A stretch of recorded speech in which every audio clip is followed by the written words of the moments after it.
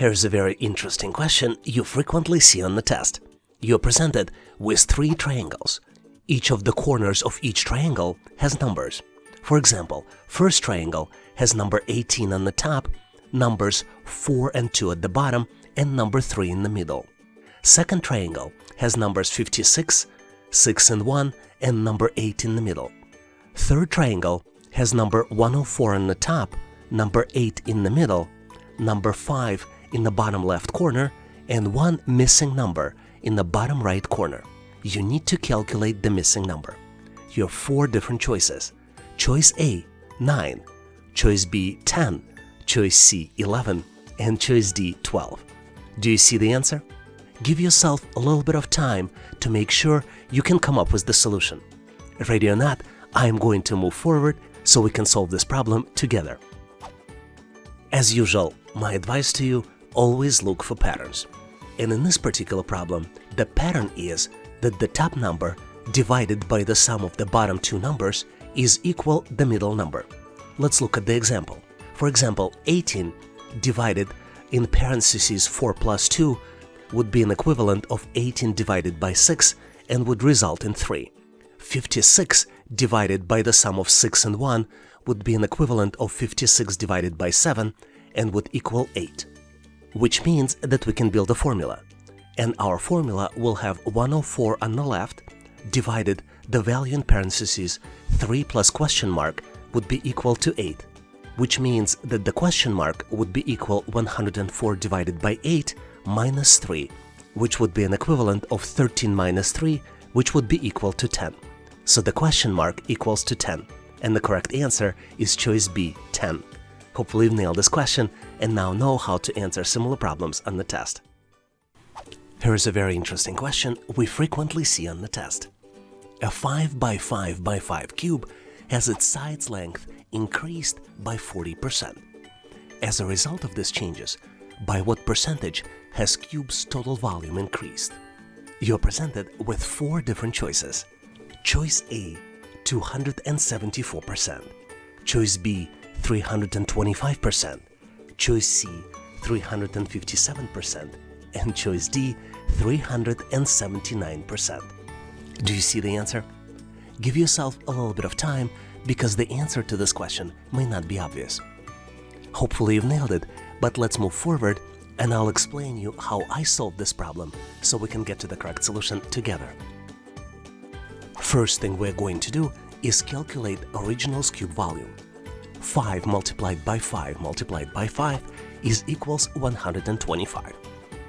Now let's increase the side of the cube by 40%. 5 multiplied by 1.4 equals 7, which means that the new cube's volume would be calculated as 7 multiplied by 7 multiplied by 7, and the end result will be 343. The volume change in percentages then can be calculated as new volume 343 divided by old volume 125 and multiplied by 100%. The end result of this calculation is 274.4%.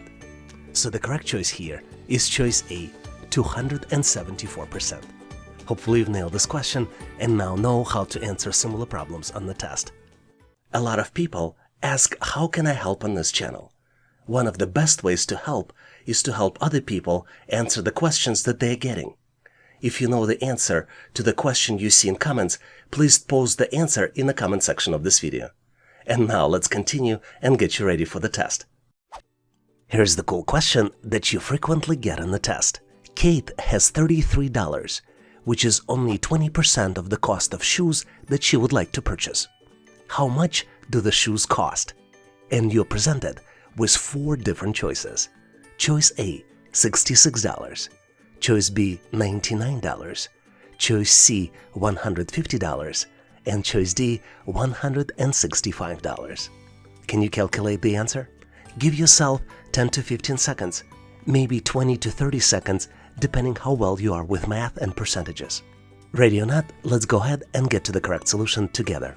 The answer to this problem is very simple. $33 is 20% or 1/5 of the shoe's price. So the total cost of the shoes would be 33 multiplied by 5, which would be equal $165. So the correct answer here is choice D, $165.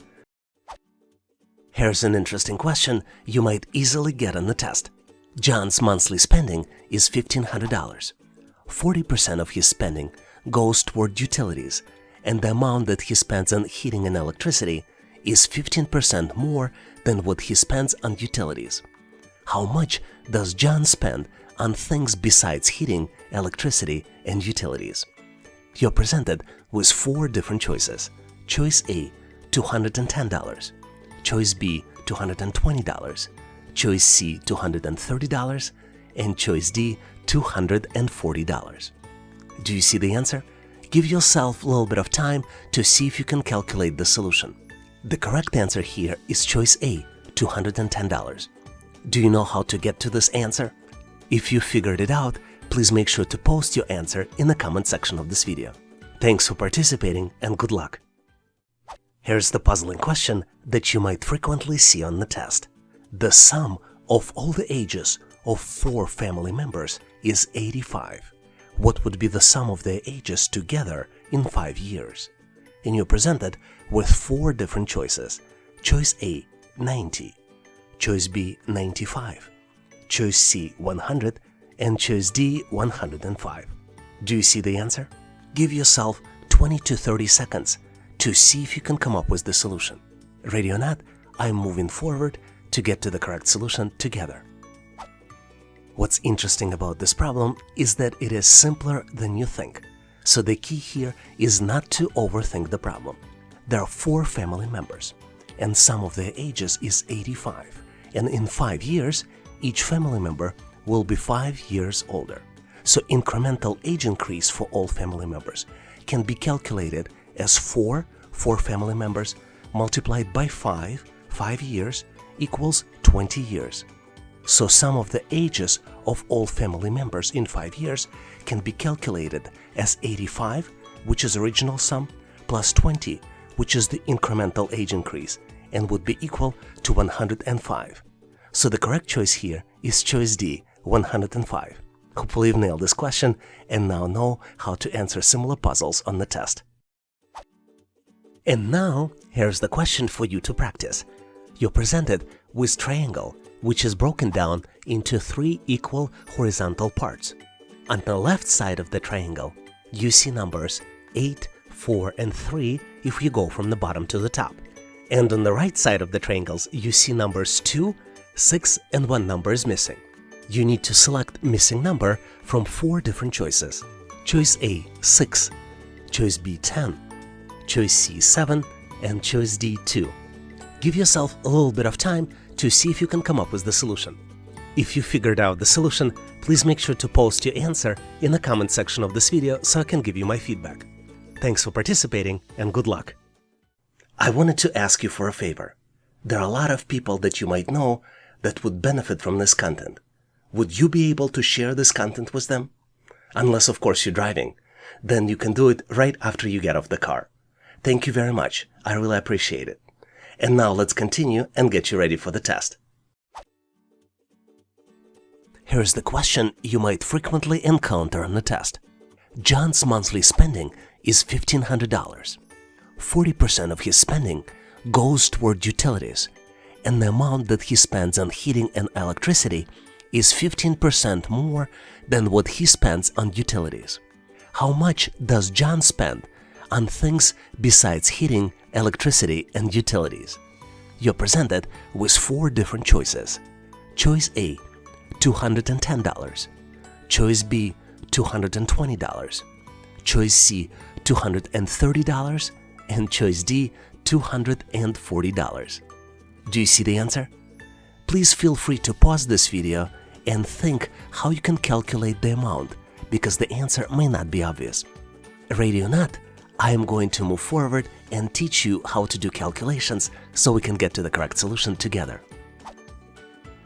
Let's first look at the factual information. Total spending is $1,500, and spending categories that we've learned about are utilities, heating and electricities, as well as others. Because there are 3 spending categories, let's calculate the values in each one based on the data that we have.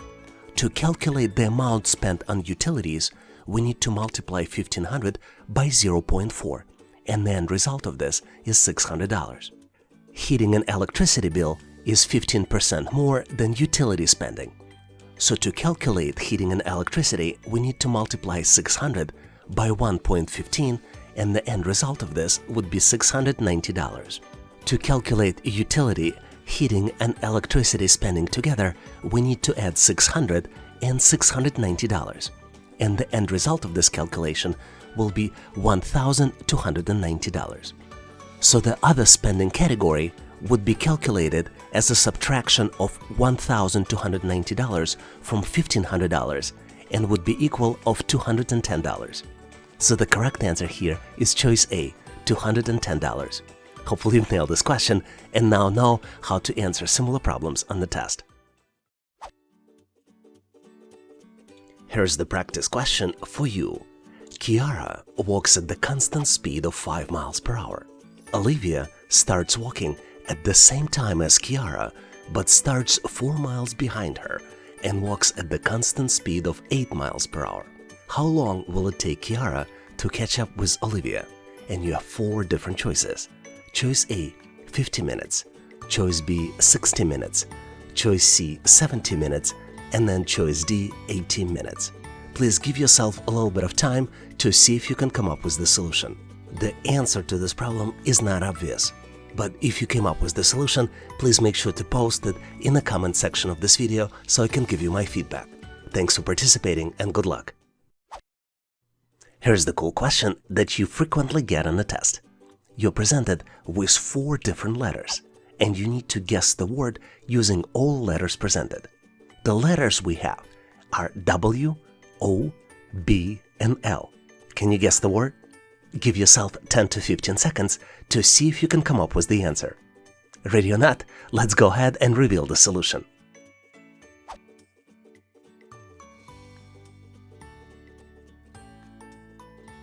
The correct answer here is ball, which is spelled as B-O-W-N-L. Hopefully you've nailed this question and now know how to answer similar problems on the test.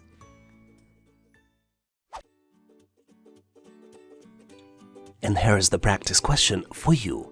You're presented with 3 full expressions, and you need to calculate missing number in the 4th expression. Here are 3 full expressions. 18 by 3 equals 27. 12 by 4 equals 12. 22 by 8 equals 32. And you need to calculate the result of 12 multiplied by 9. You have 4 different choices. Choice A, 34. Choice B, 36.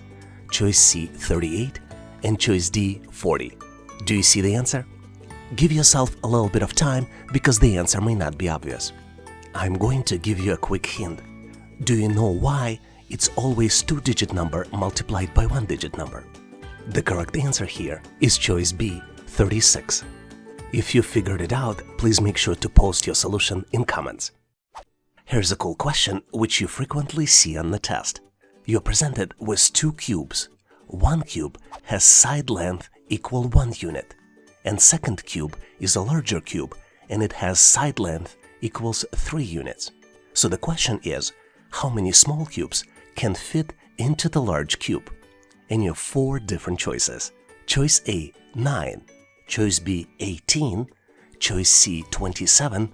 And choice D, 81. Do you know the answer? Give yourself a few moments to calculate it. Maybe 20 to 30 seconds. This is about as much time as you get in the real test. Ready or not? Let's go ahead and get to the correct solution together. To solve this challenge, you need to visually imagine how many small cubes can fit into one side of the larger cube. And the answer is that 3 small cubes can fit on each side of the large cube.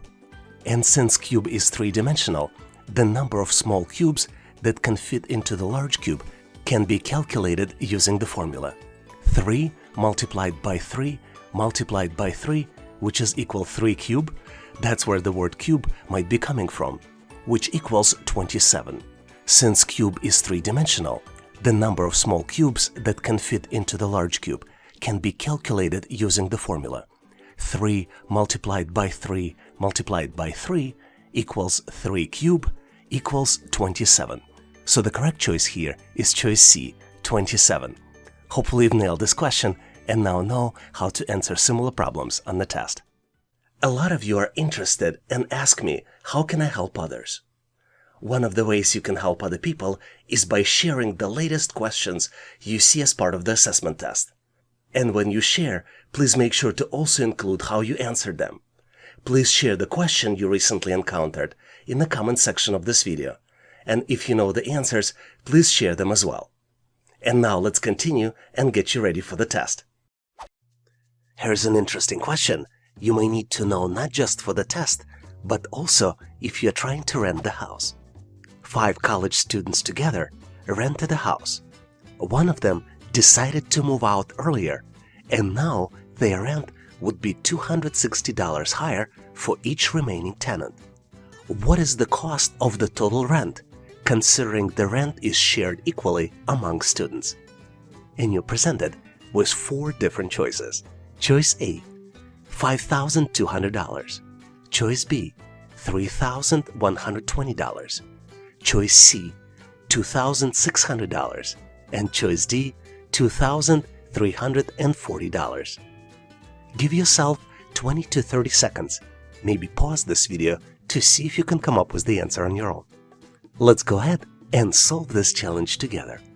One of the easiest ways to solve this challenge is to create a formula. Let's start by defining a variable, and we will define this variable as S, which would represent an initial split rent for 5 students. So, using this formula, we can calculate the total house rent as 5 multiplied by S, which means that after one student left, the total house rent could also be calculated as 4 multiplied and then the value in parentheses S plus $260. Using both approaches, we can create an expression.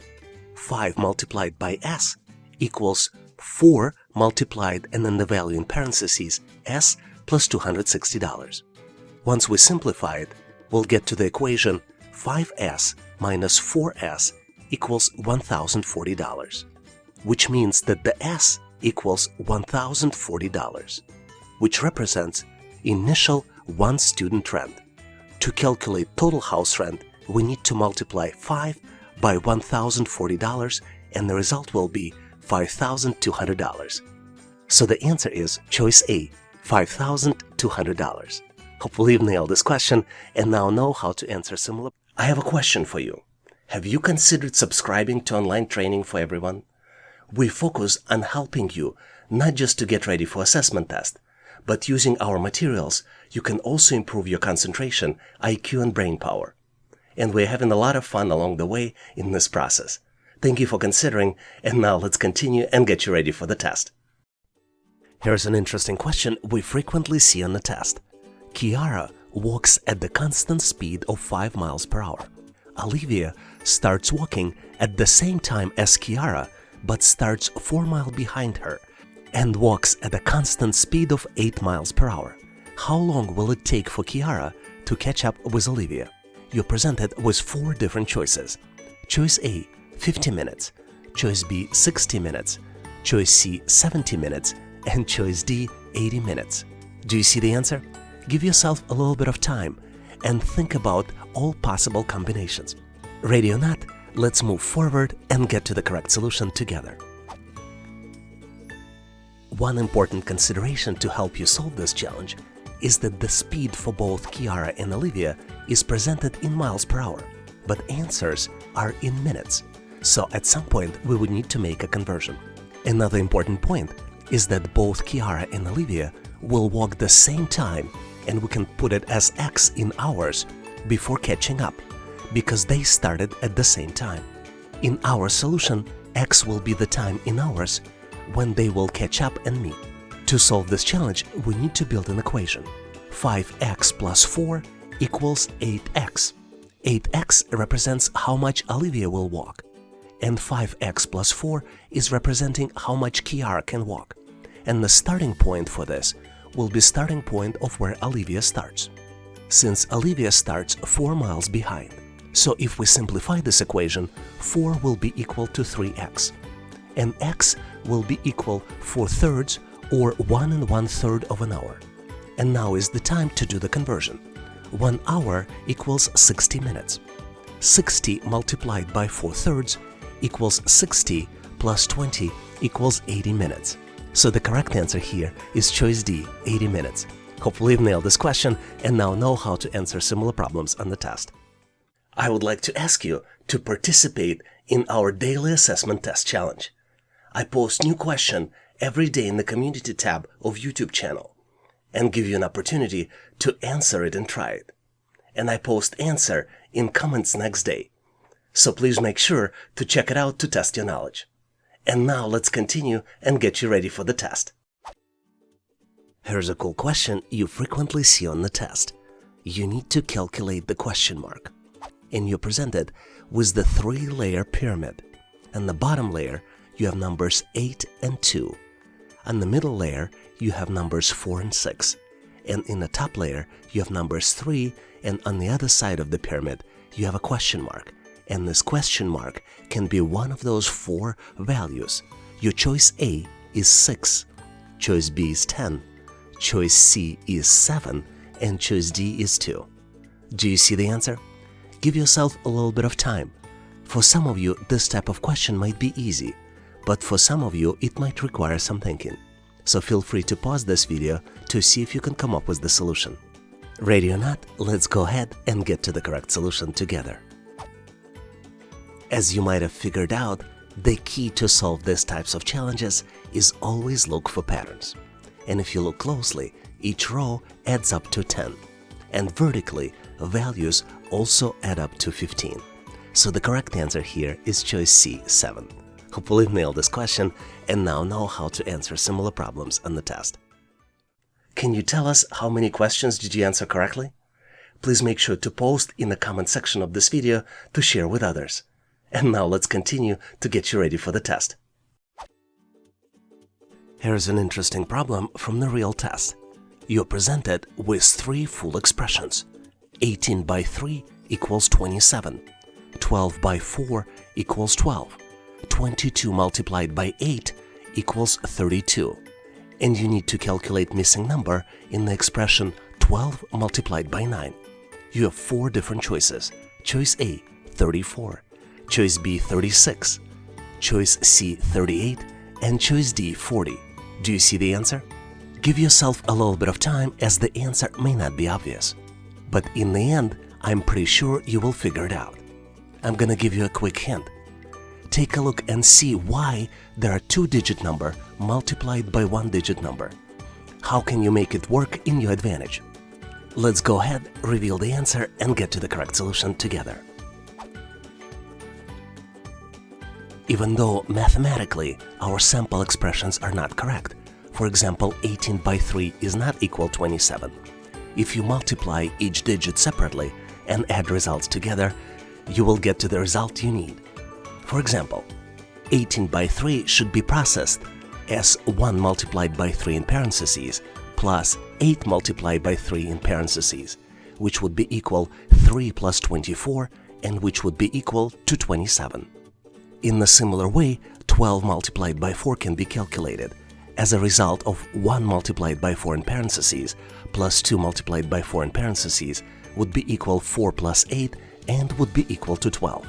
And in very similar way, 22 multiplied by 8 would be result of 2 multiplied by 8 in parentheses plus 2 multiplied by 8 in parentheses, which would be 16 plus 16, which would be equal to 32. So to calculate the answer of 13 multiplied by 9, we would need to multiply 1 by 9 in parentheses and add to 3 by 9 in parentheses, which would be sum of 9 and 27, and the end result would be equal to 36. So the correct answer here is choice B, 36. Hopefully you've nailed this question and now know how to answer similar problems on the test. And now I have a practice question for you. You need to determine which item comes next in the sequence. You're presented with 3 large squares. Each large square contains 9 small squares inside. and small squares are of a different color. And the fourth square is missing. And you have 4 different choices to choose from. Choices A, B, C, and D. Do you see the answer? Give yourself 10 to 15 seconds to see if you can come up with the solution. And make sure to post your solution and your rationale in the description section of this video. This way I can give you my feedback. Thanks for participating and good luck. Can I ask you to do me a favor? If you know someone who is getting ready for the interview or assessment test, please share this video with them. This is going to help them pass and get hired for their dream job. I really appreciate it. Thank you. And now let's continue and get you ready for the test. Here's an interesting question, which tests your understanding of money management as well as accounting. Sarah has twice as much money as Nicole does. After Sarah loans $500 to Nicole, she will have 1 times as much as Nicole does. How much money did Nicole have originally? And you're presented with 4 different choices. Choice A, $1,000. Choice B, $1,500. Choice C, $1,800. And choice D, $2,500. Can you calculate the answer? Give yourself 20 to 30 seconds. Maybe pause this video and give yourself as much time as you need. Let's go ahead and move forward to get to the correct solution together. The best way to solve this challenge is to assign a variable to what Nicole had originally. If we assume that Nicole had originally N dollars, then Sarah will have twice as much, meaning 2 multiplied by N, or 2N. That means that after the transaction, when Nicole received additional money from Sarah, Nicole had N plus $500, and Sarah had 2N minus $500. Based on this information, we can build an expression. 2N minus $500 equals 1.5 multiplied in parentheses N plus $500. Let's go ahead and simplify this expression. We will get to the result of 2N minus $500 equals 1.5N plus $750, which means that 0.5N equals $1,250. After the calculation, we can see that N equals $2,500, which means Nicole originally had $2,500. So the correct choice here is choice D. Hopefully you've nailed this question and now know how to answer similar problems on the test.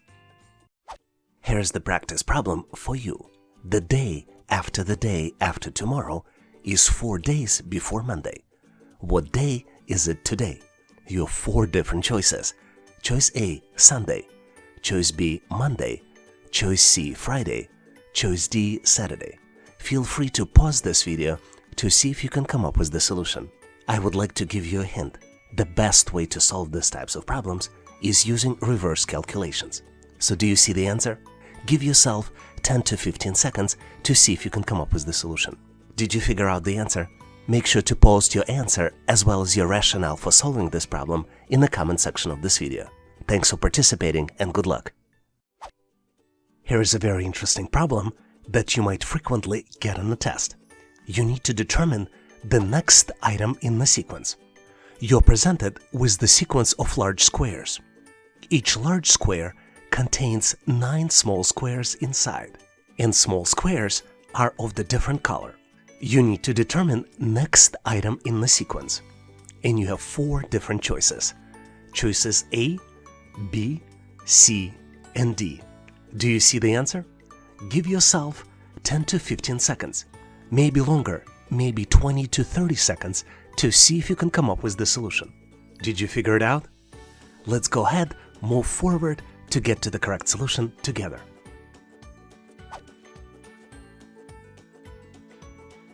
As always, my advice to you, look for patterns. And determining the pattern is key to solving this particular problem. What you need to know to answer this particular question is that blue shape moves within the row of the larger shape. In each row, blue shape moves from left to right, 1 step at a time. And once blue shape reaches the end of the row on the right, it reappears on the left. So the correct answer here is choice D. Hopefully you've nailed this question and now know how to answer similar problems on the test. Can I ask you to do me a favor? If you like this content, can you please give this video a big thumbs up? This tells us that you need more content like this, and we will make sure you will get it in the future. And now let's continue and get you ready for the test. Here's an interesting question which validates how well you do planning of your day-to-day work. Mary spends 1/3 of her 24-hour day at work. Meetings take 1/4 of her workday. How many hours does she spend in meetings? You have 4 different choices. Choice A, 1 hour and 30 minutes. Choice B, 2 hours. Choice C, 2 hours and 30 minutes. And choice D, 3 hours. Give yourself 10 to 15 seconds, maybe a bit longer, depending how well you typically solve these types of problems. Ready or not, let's go ahead and solve this challenge together. As you might be well aware, full day has 24 hours. Mary's working hours are very typical. They represent 1/3 of the full day, which is 8 hours. And we calculate it by multiplying 24 by 1/3, or actually dividing 24 by 3. Meetings take 1/4 of her workday. So to calculate how much time she spends in meetings, we need to multiply 8 hours by 1/4, and the result is 2 hours. So the correct answer is choice B, 2 hours. Hopefully you've nailed this question and now know how to answer similar problems in the test. One of the most frequent questions I get is to provide the best techniques to get prepared and pass the test. We put together a list of resources that might be helpful for you in the description section of this video. Obviously, taking sample tests and reviewing questions and answers is a must. But some less known ways to improve might be to take dietary supplements, sign up for free trials with educational training vendors, and even use special supplements to improve your brain function and concentration. I put links to our trusted partners for the products I use in the description section of this video. Some links might be affiliate, which means that I will get paid a small fee without increasing costs to you. Make sure to check them out. And one request for you. If you know any other helpful resource to help you get ready and pass the test, feel free to share it in comments so we could all learn and get better prepared. And now let's continue and get you ready for the test. Here's the interesting question, which is easy to understand, but at the same time you will have a lot of fun solving it. You need to calculate the simple expression, 12 divided by 2 and then multiplied on the value in parentheses, which is 3 minus 1. Take a look closely and see if you can come up with the answer. There are 3 operations here: division, multiplication, and subtraction. All you need to determine is which one to do first, second, and third. Do you think you know the answer? Let's continue and get it solved together. The order of operations in math tells us that the first expression we need to solve is in parentheses. We first need to calculate 3 minus 1. And obviously the answer is 2. The big question is, what do we do next? The order PEMDAS tells us that we need to do multiplication and division. But what order doesn't mention is that we need to do it from left to right. And what's interesting, the acronym itself is a little bit confusing because it shows multiplication first and then division. But in our case, we need to do division first and divide 12 by 2, and then do multiplication.